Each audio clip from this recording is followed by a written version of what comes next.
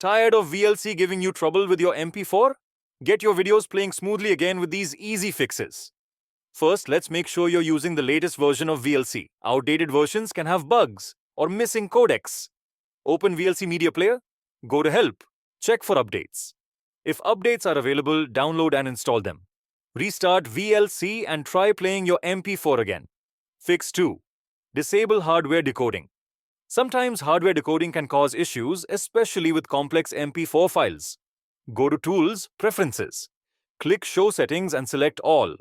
Navigate to Input/Codecs. Video codec. FFmpeg. Uncheck the hardware decoding box. Save the changes and try playing your MP4 again. Fix 3. Change output mode. VLC offers different output modes. Let's try a different one.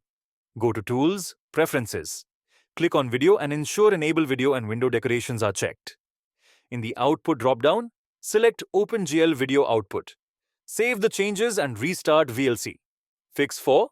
Convert the video file. If none of the above work, we can convert the MP4 file to a different format that VLC supports better. Go to Media, Convert Save.